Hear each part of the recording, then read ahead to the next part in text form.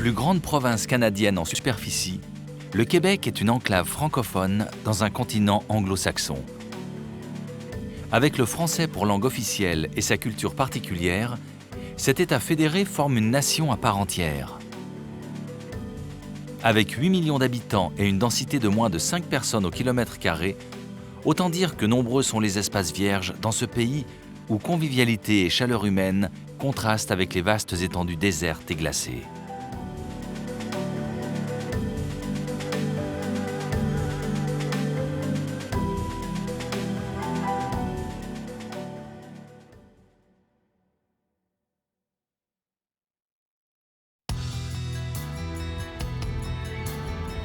En 1604, l'explorateur français Samuel de Champlain accoste sur les berges du Saint-Laurent et y fondera en 1608 une ville, un État, un pays. 400 ans plus tard, le nom de Québec évoque encore la promesse d'un nouveau monde. C'est aussi à lui que l'on doit la fondation de Montréal, même si Jacques Cartier, en 1535, fut le premier à y jeter l'ancre. Samuel de Champlain développe un important poste de traite des fourrures et sera rejoint une trentaine d'années plus tard par une mission catholique venue de France, transformant peu à peu Montréal en première métropole française d'Amérique du Nord.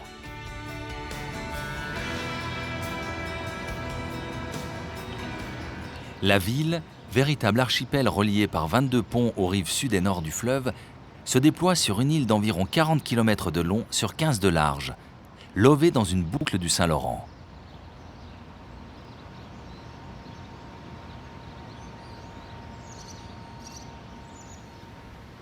L'architecture de son hôtel de ville reflète toutes les influences de son histoire mouvementée.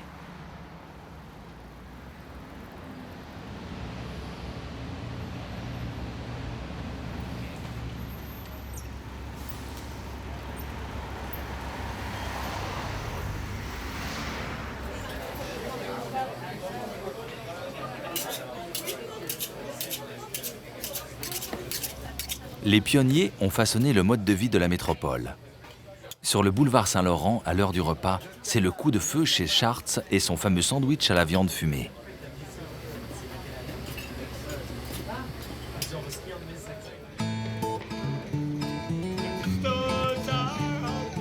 Le Mont-Royal est un lieu emblématique. C'est le parc le plus ancien, créé en 1875. Le Belvédère est le point d'observation privilégié qui domine la ville. On y vient pour se promener et y faire du skate l'été ou du ski de fond l'hiver.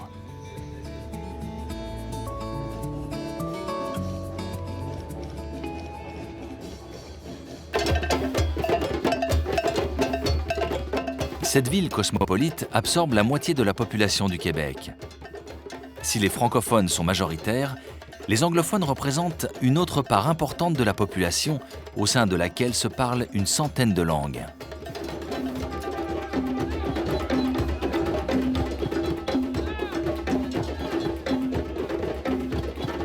Montréal déborde de créativité dans des domaines aussi divers que la musique, le cirque, le multimédia ou encore la création culinaire.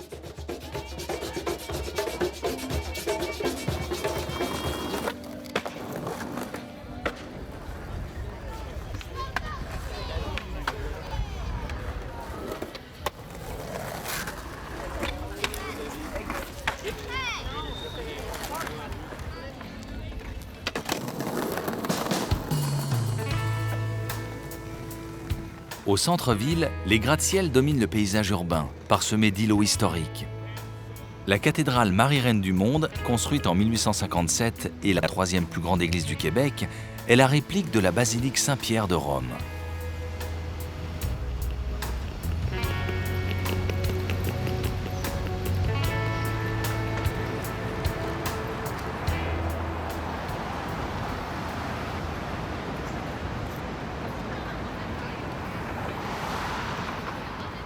Dans ce quartier, les premiers sièges des grandes banques canadiennes côtoient des édifices plus modernes.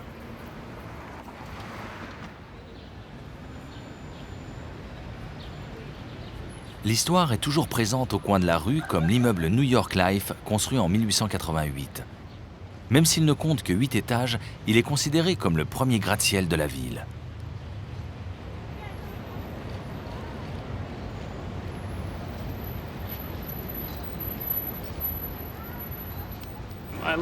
J'aime semer du bonheur. C'est étonnant comment les enfants aiment les bulles. Les gens aiment les bulles. Tout le monde aime les bulles. Parfois, ce sont des gens très musclés qui essayent de percer les bulles. Et les enfants adorent les faire éclater.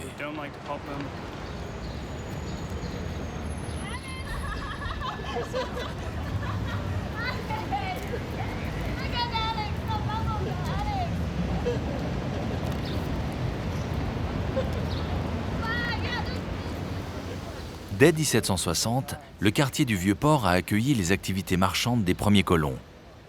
Les anciens entrepôts ont conservé leur cachet et ont été transformés en galeries d'art, en restaurants ou en appartements luxueux. Des visiteurs arpentent en permanence les rues qui convergent vers la place Jacques-Cartier.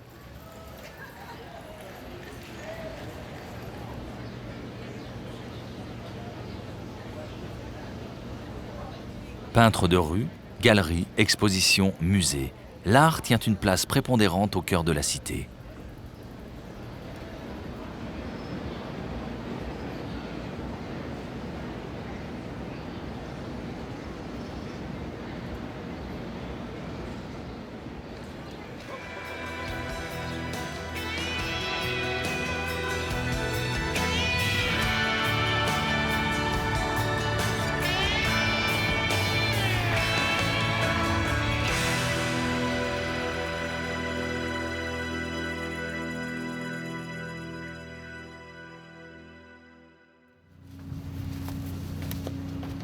Montréal est le plus grand port intérieur du monde, avec 24 km de débarcadères qui accueillent chaque année 2200 navires. Même si les hangars et silos ont été déplacés vers l'est depuis 1992, le port est en continuelle métamorphose et une promenade sur le Saint-Laurent reste le meilleur moyen de découvrir la ville. C'est bien reçu, je vous remercie, Montréal.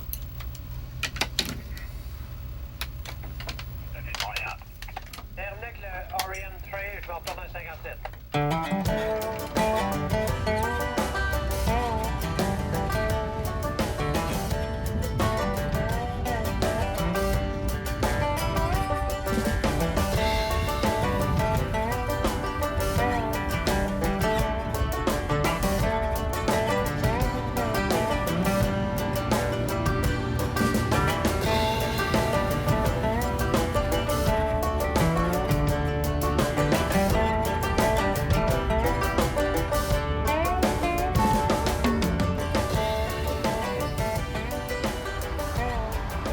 Plus au sud, entre les ponts Jacques-Cartier et Victoria, le parc Jean-Drapeau accueille des événements d'envergure.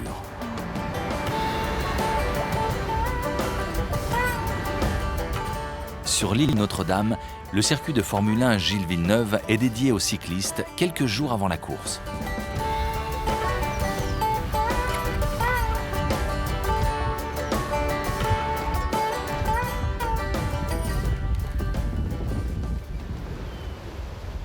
En face, sur l'île Sainte-Hélène, l'ancien pavillon de l'exposition universelle des États-Unis de 1967 a été transformé en biosphère, le seul musée de l'environnement d'Amérique du Nord. Cette structure, composée de triangles métalliques soudés entre eux, a été conçue par l'architecte Richard Buckminster Fuller.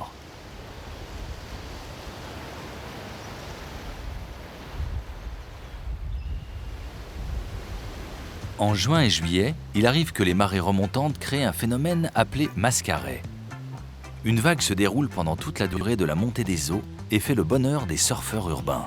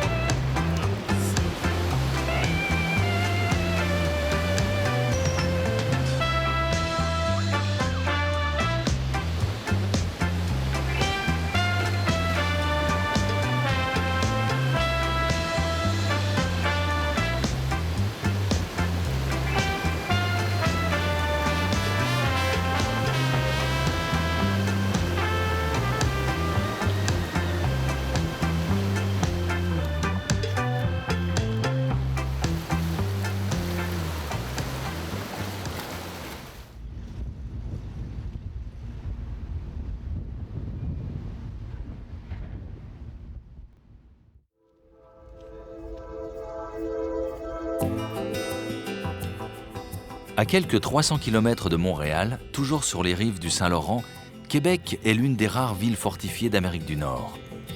C'est le siège du gouvernement provincial et le foyer principal de l'identité du Québec.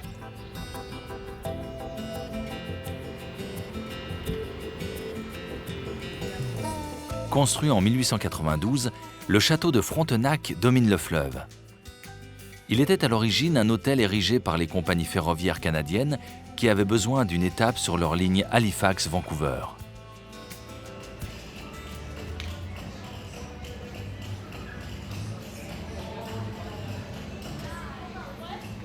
À l'abri des remparts, le Vieux-Québec a conservé tout son charme et son cachet. Considéré comme le lieu fondateur du Québec, la place Royale est le berceau de la présence française en Amérique lorsque Champlain fonda la ville en juillet 1608. Le buste de Louis XIV est un témoignage de ce passé. Samuel de Champlain pensait arriver en Inde à l'issue d'un parcours semé d'embûches. Sur l'ordre de Henri IV, il fonda une colonie française au milieu des tourbières.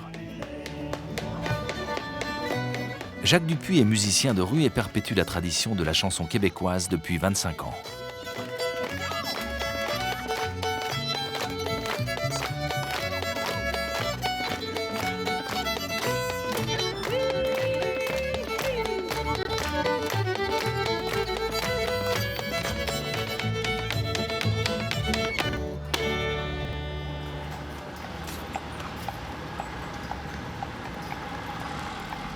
Les anciennes rues présentent souvent des dénivelés importants qui permettent d'accéder au sommet du Cap Diamant.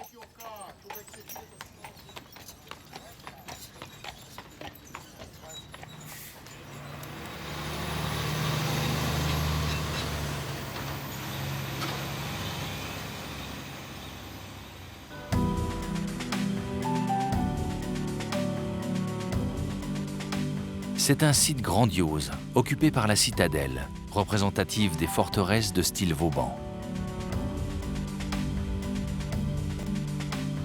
C'est ici que s'entraînent les militaires du 22e régiment royal qui effectuent la relève de la garde depuis 1928. C'est l'unique régiment francophone de l'armée canadienne.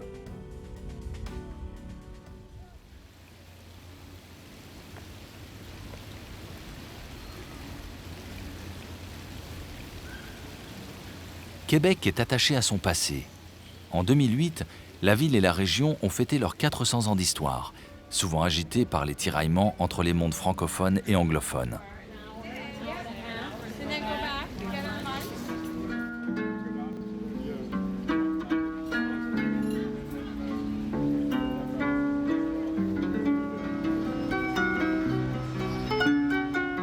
Depuis longtemps, les Québécois sont devenus des Américains parlant français après avoir été brièvement des Français établis en Amérique.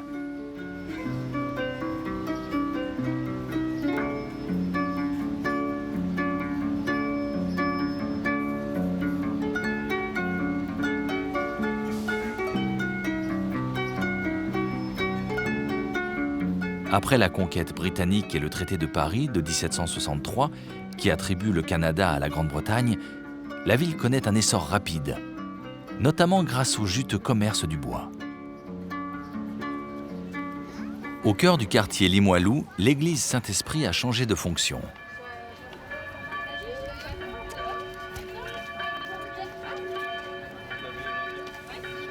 Elle abrite l'un des nombreux cirques québécois. Yves Neveu, l'un des fondateurs du Cirque du Soleil, a créé une école dans ce lieu inhabituel et forme des artistes du monde entier. C'est un lieu qui, pour nous, s'y prêtait, puisqu'en cirque, on recherche les volumes, et les églises sont quand même caractérisées par les volumes. Le stress en bas.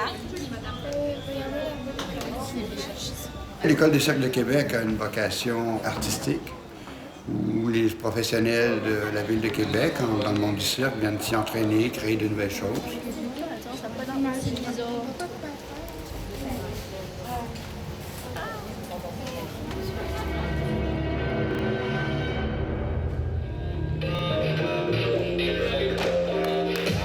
Avant le Cirque du Soleil, le cirque était pratiquement inexistant au Québec. Mais avec les années, il y a eu d'autres choses qui sont nées, d'autres compagnies qui sont nées derrière.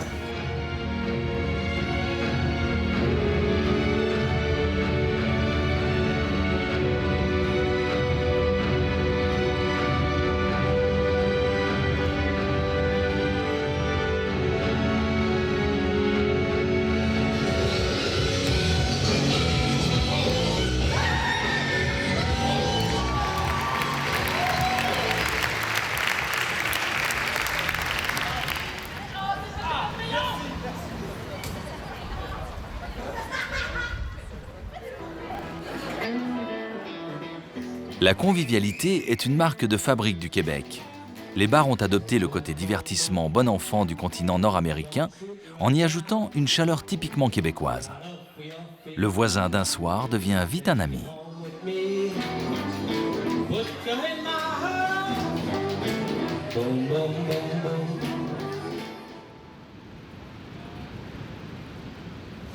À proximité de Québec, vers l'est, le spectacle des chutes de Montmorency a quelque chose d'inattendu. Situées à l'embouchure de la rivière du même nom, ce sont les plus hautes du Québec avec leurs 83 mètres de hauteur. Elles font même 30 mètres de plus que celles du Niagara.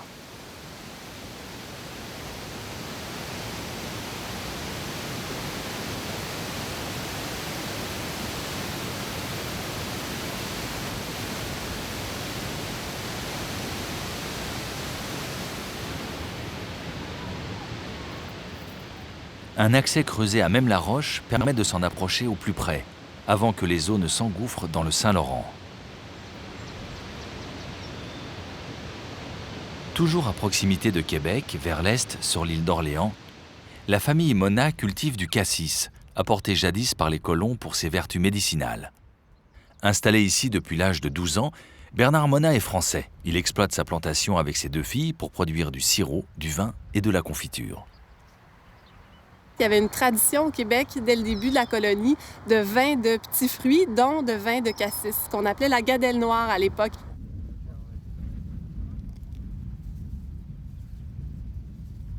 Nous, ce qu'on fait, la crème de cassis, qui est vraiment un produit phare français, et les vins de cassis qui ne se font pas en France, c'est un produit phare européen, mais avec une tradition québécoise bien ancrée. Alors, c'est le meilleur des 2 mondes, en fait.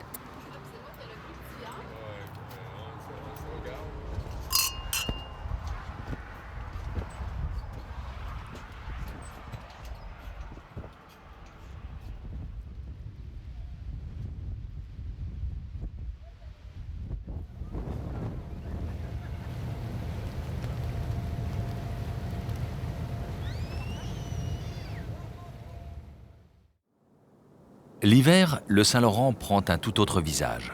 Le froid, qui peut être brutal, fige en partie le fleuve et transforme la physionomie de la ville.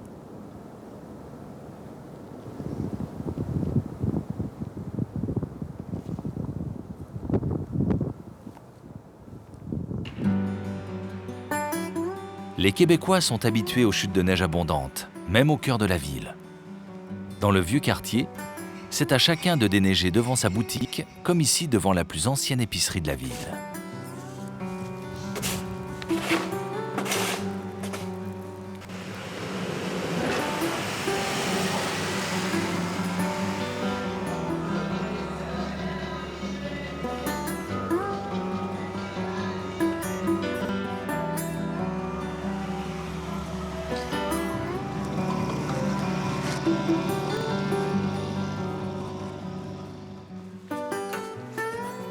Les habitants, équipés en conséquence, se déplacent facilement à pied.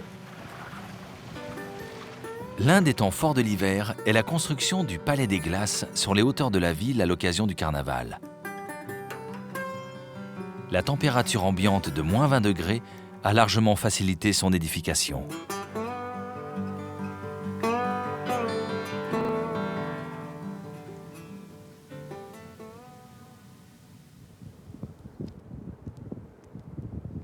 Plaque tournante du commerce maritime entre l'Afrique, l'Europe et l'Amérique, le grand fleuve charrie 100 millions de tonnes de fret par an, aussi bien du pétrole que du vin. Il est rare que le fleuve soit complètement paralysé par les glaces. Le Québec ne possède pas de grandes montagnes spectaculaires, mais de solides falaises qui surplombent le fleuve, comme dans le massif de Charlevoix au nord.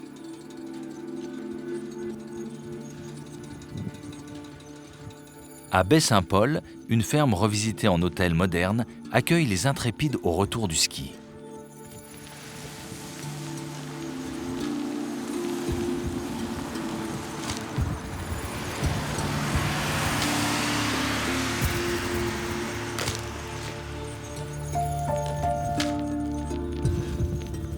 En arrivant au pied de la station du massif, on a du mal à imaginer que des pentes vont plonger vers le Saint-Laurent et offrir des dénivelés importants pour les skieurs les plus aguerris.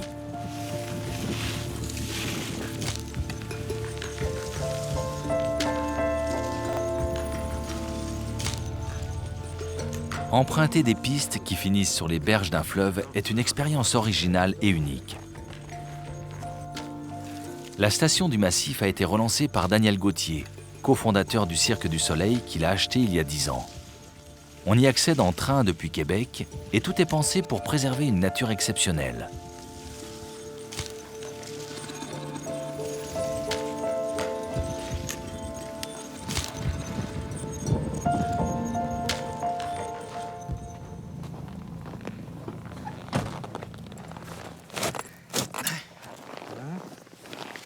L'hiver, il n'y a guère que les trappeurs pour s'aventurer dans les forêts par grand froid. Martin Thomassin prépare son matériel à l'entrée du parc des Hautes-Gorges.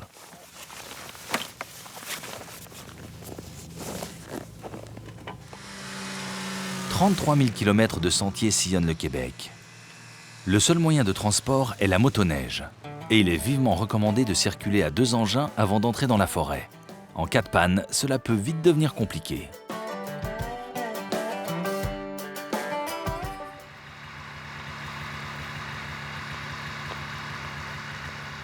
Martin possède une cabane bien équipée sur le territoire de chasse de 46 km² dont il a la responsabilité. Il en connaît les moindres recoins depuis son plus jeune âge. Il va relever les pièges qu'il a placés. La trappe est une passion qui joue également un rôle écologique. Déloger un castor qui bloque un chemin, une martre qui pille des nids ou qui chasse trop de jeunes lapins répond au besoin de maintenir l'équilibre de l'écosystème.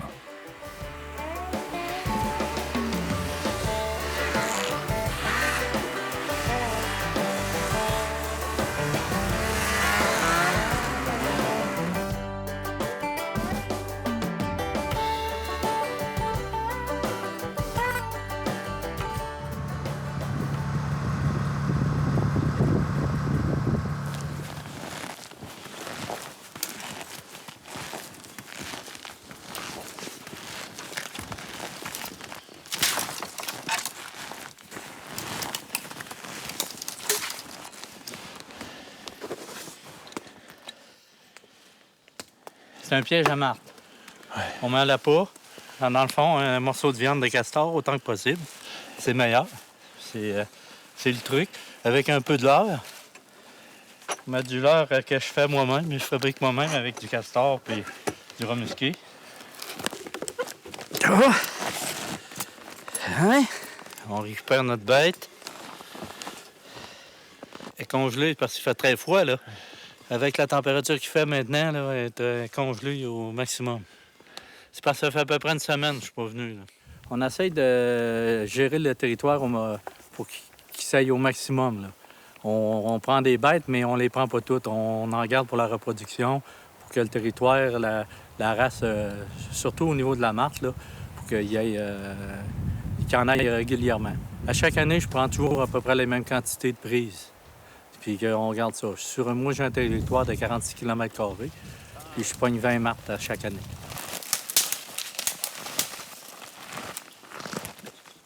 Belle petite termine. L'hiver, elle est blanche. L'été, elle est brune. Elle change, le poil, elle change de couleur selon la saison.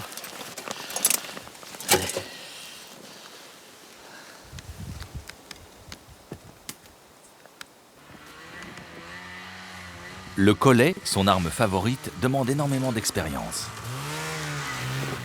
Il y a un beau chemin de lièvre juste ici à côté. Le diamètre du collet, C'est la grosseur de mon poing, habituellement. La grosseur idéale pour tendre un collet. On va le placer à la bonne hauteur, puis carré dans son sentier. Il devrait prendre. On va savoir le résultat demain. Sans gants et par moins 25 degrés, il connaît les itinéraires empruntés par les lièvres. C'est un travail qui exige une grande précision avant qu'un lièvre vienne à glisser son cou dans le piège.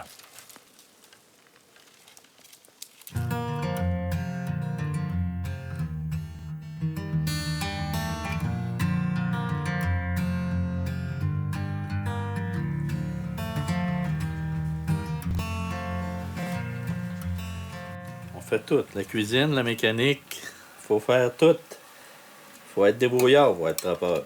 Et surtout, il faut être travaillant. Si on est paresseux, c'est pas la place pour être un trappeur. Ça prend un gars qui est bon.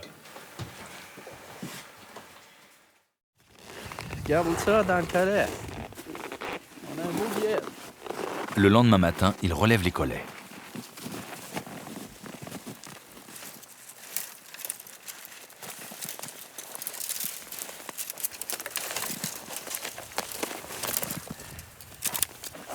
Ça, mon ami.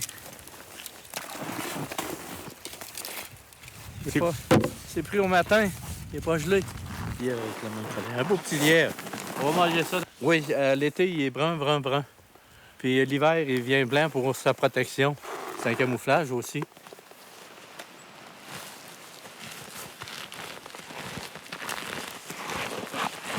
Ouais. Un autre qui va aller dans le cipaille. Faire de trous pour pas les apeurer. Faire le moins de traces possible. Et non, là, c'est vraiment plus de la chance. Là. 2 sur 4, c'est 50%.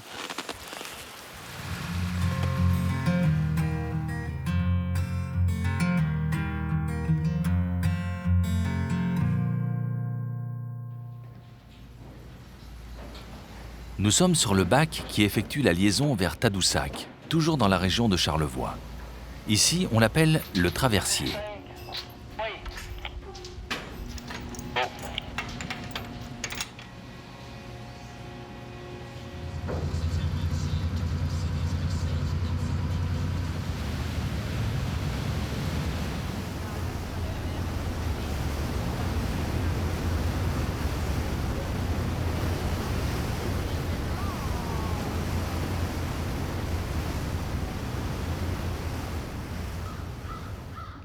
Tadoussac est situé sur la côte nord, devant une large baie du Saint-Laurent. C'est ici que vit Gaëtan Ovington. Depuis 51 ans, il sculpte le bois de manière traditionnelle, un travail artistique impressionnant.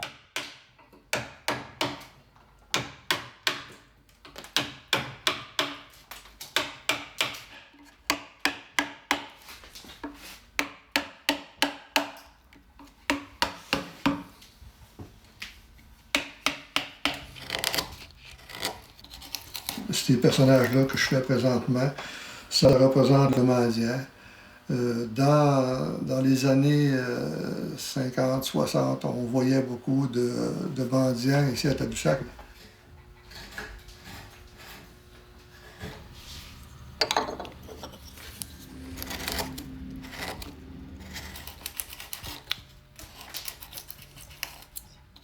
Oui, souvent aussi dans mes personnages, vous voyez le pêcheur, le trappeur. C'est toutes des choses qui ont fait partie de notre folklore, finalement, de la vie de nos ancêtres. C'est ce que je fais.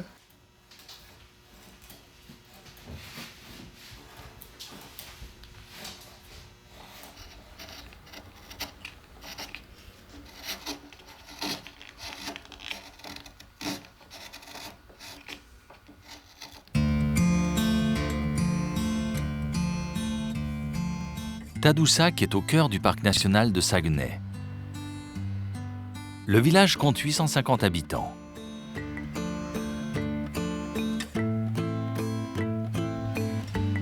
Il préserve son patrimoine comme ce poste de traite chauvin qui servait en 1600 au négoce des fourrures avec une sculpture de Gaëtan Ovington à l'entrée.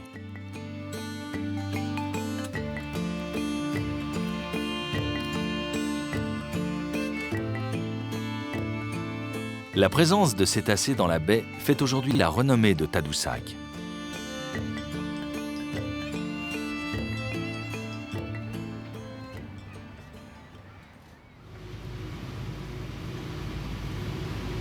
La rivière Saguenay se jette dans le Saint-Laurent et y apporte de l'eau douce froide.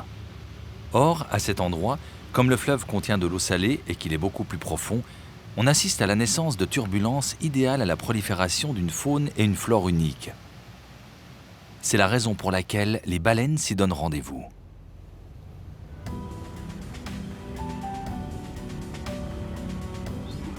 Le fond marin autour de Tadoussac est devenu le parc marin du Saguenay-Saint-Laurent.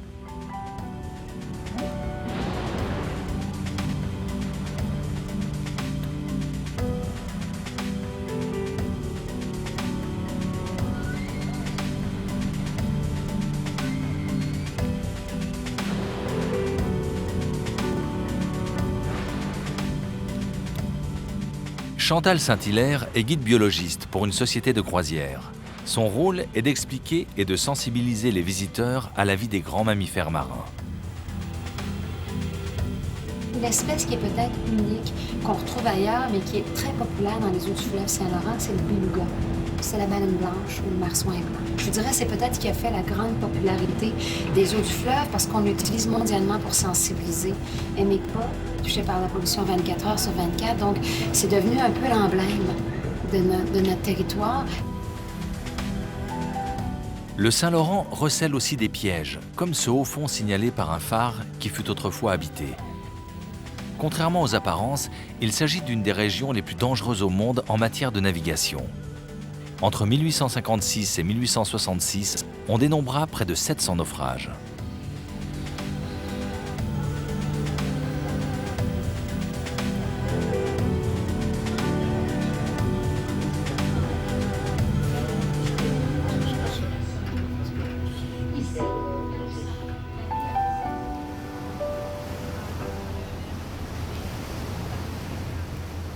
Autour de Tadoussac, les falaises deviennent plus escarpées. On commence à rencontrer des marées de forte amplitude, de 3 à 5 mètres selon les époques, qui modifient l'apparence des lieux. Tadoussac est aussi l'entrée du fjord Saguenay. Il terrifia longtemps les navigateurs, mais offrait aux plus téméraires l'accès aux terres vierges de plus de 100 000 km² qui restent d'ailleurs très faiblement peuplées. Avant 1830, c'est-à-dire 300 ans après la découverte du fjord, seuls quelques trappeurs osaient s'aventurer sur ces terres.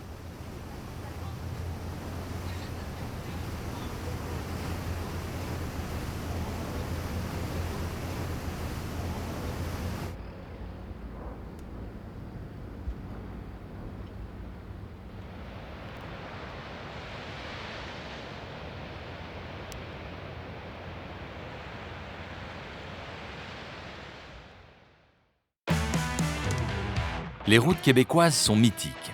Fréquentées par d'immenses camions qui assurent notamment le transport du bois, elles traversent des forêts sur des centaines de kilomètres.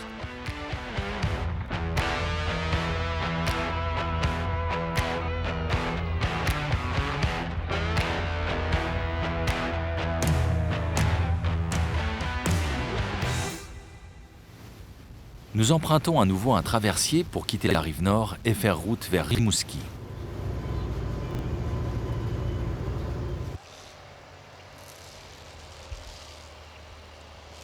Ici commence le parc national du Bic. Autrefois, les Micmacs, peuple premier amérindien, venaient y pêcher et chasser. Des fouilles archéologiques ont révélé les traces d'une présence indigène vieille de plus de 6000 ans. Le plus étonnant reste le centre d'art Marcel Gagnon de Sainte-Flavie. C'est le nom d'un sculpteur et poète qui a créé le Grand Rassemblement en 1976 en pleine nature. Cette centaine de personnages joue en permanence avec les marées du Saint-Laurent et le soleil, changeant ainsi à chaque moment de la journée l'aspect des lieux.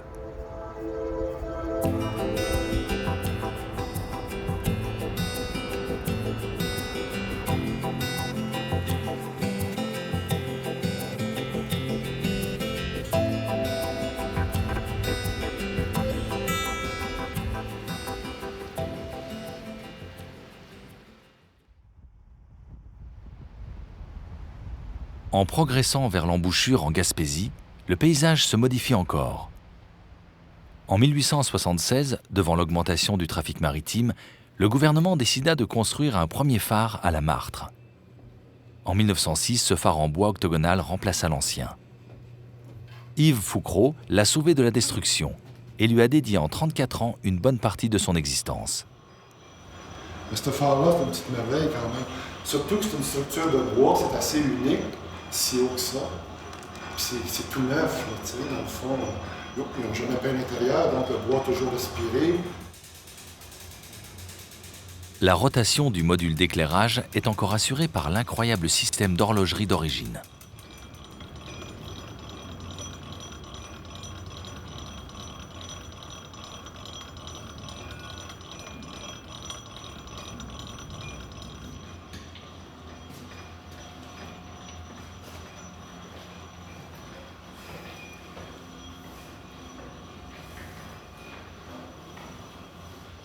Ça, c'est sûr que ça peut tourner encore 200 ans. Les satellites ne sont plus là, ça va tourner encore. Le problème de tous les phares, c'est la structure qui se détériore. La lanterne, si c'est bien entretenu, ça peut durer des siècles encore.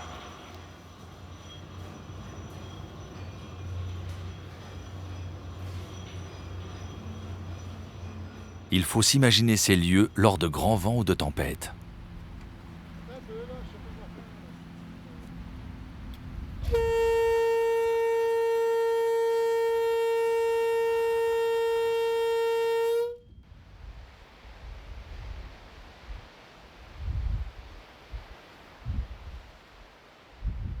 La Gaspésie est cette péninsule qui quitte le Saint-Laurent pour s'avancer vers la mer.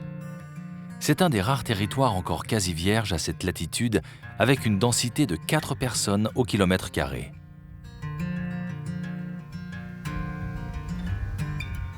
Suivre la légendaire route 132 qui en fait le tour, c'est entrer dans le territoire des Micmacs, arrivés il y a 2500 ans, bien avant Jacques Cartier.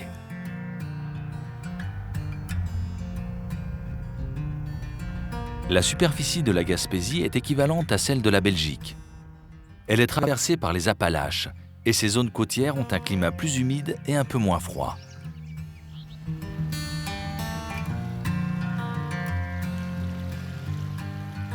Le tourisme a été une manne inespérée pour la région après la pêche qui s'est trouvée en situation de surexploitation et l'industrie du bois confrontée à une saturation du marché. La pêche de loisirs, et en particulier au saumon, attire de nombreux amateurs autour des cours d'eau comme la rivière Mississippi.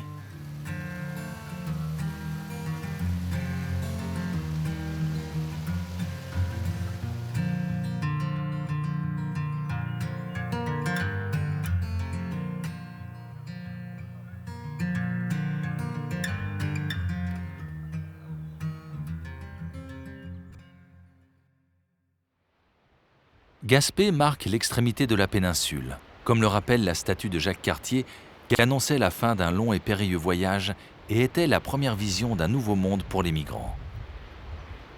La stèle rappelle aussi la présence des peuples premiers comme les Micmacs dans cette région.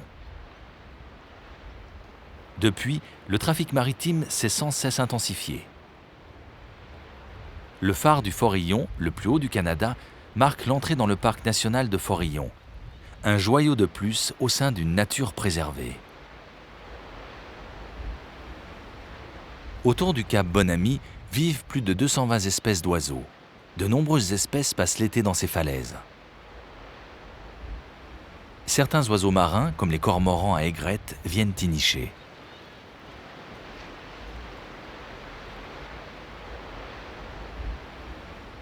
À cette extrémité de la Gaspésie, nous passons d'un parc naturel à l'autre. Le parc de l'île Bonaventure et du Rocher Percé sont des lieux emblématiques. Terre traditionnelle des peuples premiers devenue une escale pour les navires remontant le Saint-Laurent. De mai à juillet, c'est la grande saison du homard.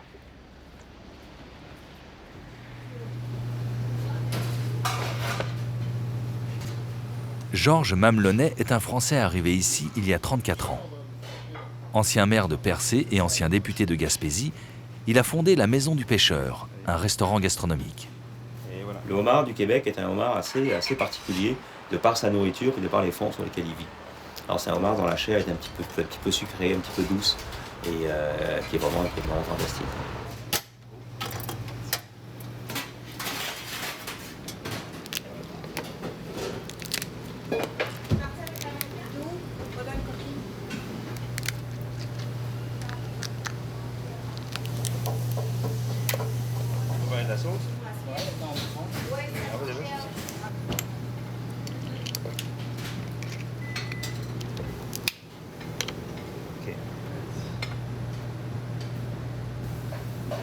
Ici, il est servi avec une sauce hollandaise.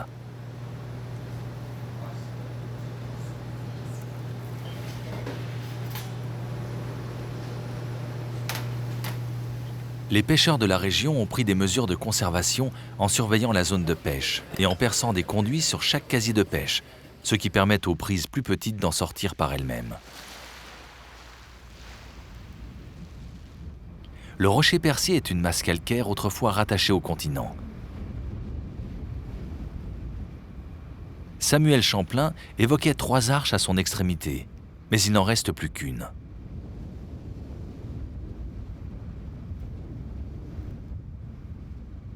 Avec les éboulements et l'érosion, le site perd 300 tonnes de roches par an.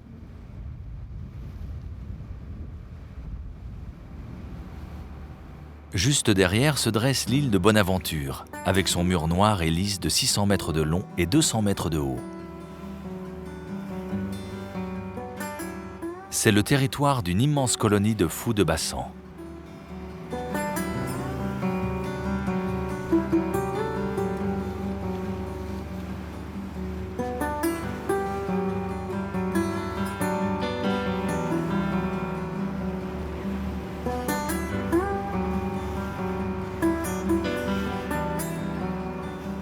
L'île abrite la plus grande population au monde de cette espèce, avec plus de 120 000 individus. Les responsables du parc ont aménagé des postes d'observation pour les visiteurs qui rendent le site accessible sans perturber les oiseaux.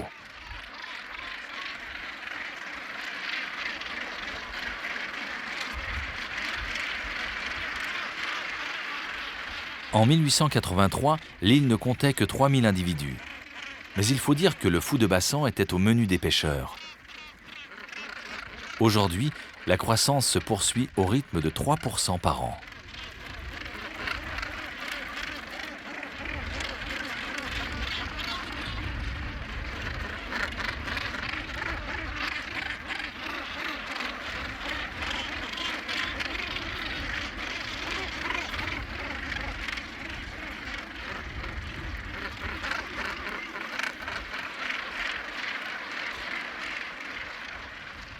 Au XIXe siècle, les pêcheurs de morues normands, charentais, basques ou bretons ont construit ces maisons en bois au style particulier.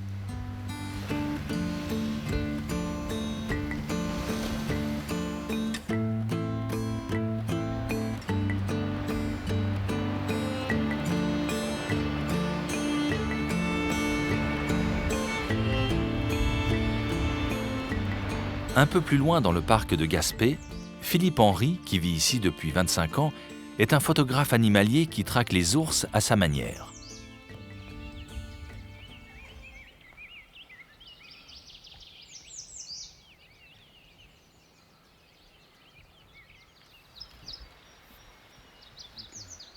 Pour le moment, c'est un porc-épic qui se promène tranquillement pendant qu'un autre s'affaire au sommet d'un arbre. Ces gros rongeurs, plutôt solitaires et myopes, consacrent la majeure partie de leur temps à manger.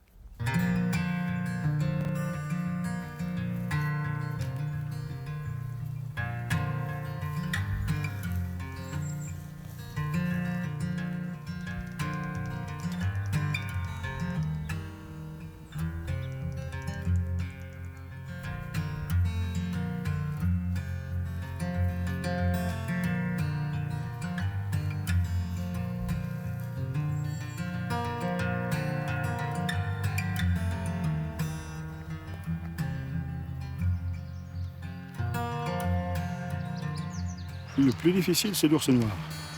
L'ours noir, on ne sait jamais quand il va sortir. Et la meilleure période pour le photographier, c'est le printemps, cette époque de l'année, mois de mai, fin mai, début juin, parce que les ours viennent là pour manger le pissenlit.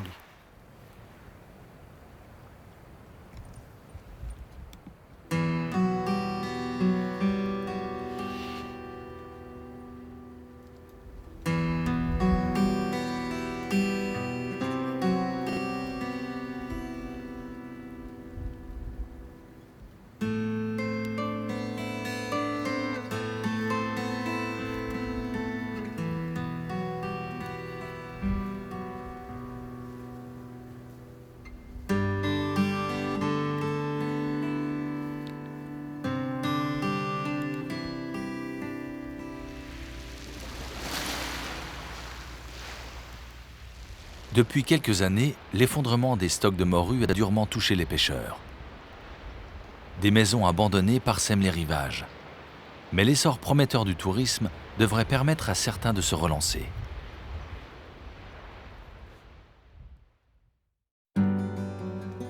En revenant vers Rimouski, le parc national du Bic, avec ses 33 km², fait figure de petit pousset. Et son village est sans doute l'un des plus emblématiques de la région. Initialement appelé le Pic en raison d'une arête rocheuse de 350 mètres de haut, la déformation linguistique le transforma en Bic et resta ainsi. L'auberge du Manche-Grenouille, comme une bonne partie des bâtiments du centre, est entièrement en bois et cultive savamment une certaine nostalgie.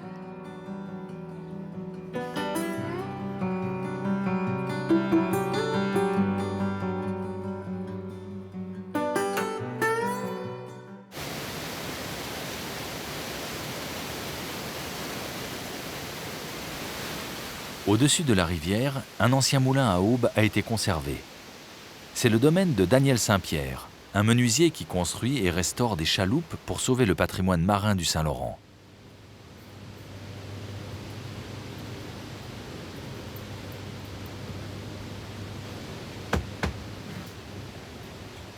Ici, au Bic, il y avait une famille, la famille Dion, qui construisait des goélettes pour les capitaines qui cabotaient sur le fleuve. Parce qu'à l'époque, il n'y avait pas de route, alors tout le matériel passait par la mer.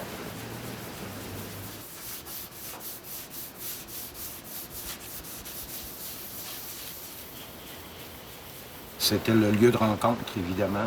Au moment où le bateau arrivait, on peut imaginer que tout le monde se garochait sur le quai pour aller chercher les choses qu'ils avaient commandées à Québec ou à Montréal.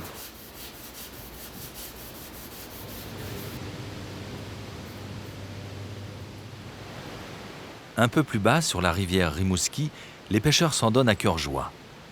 Mais dans les règles de l'art, comme Karen qui pêche le saumon à la mouche.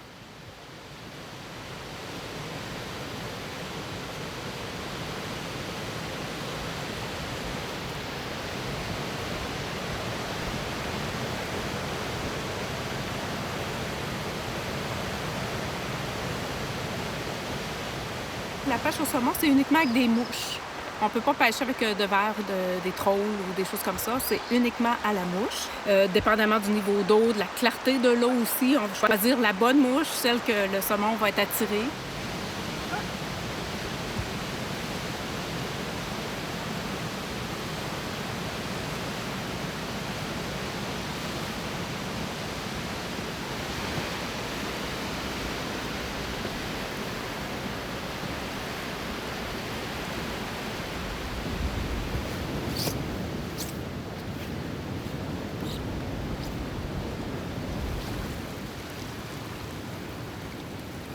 Il faut savoir lire les fausses, savoir où déposer notre mouche, comment la déposer, à quel endroit. Et c'est l'art de moucher. Il faut apprendre comme il faut la technique pour ne pas se mêler, faire des nœuds, rester pris dans les branches et tout. Certaines rivières, comme ici sur la rivière Rimouski, on doit remettre les grands saumons à l'eau parce que ce sont des saumons génitales. On peut garder que les petits grilles qu'on appelle les madelinos de 63 cm et moins. Ceux-là, on peut les garder.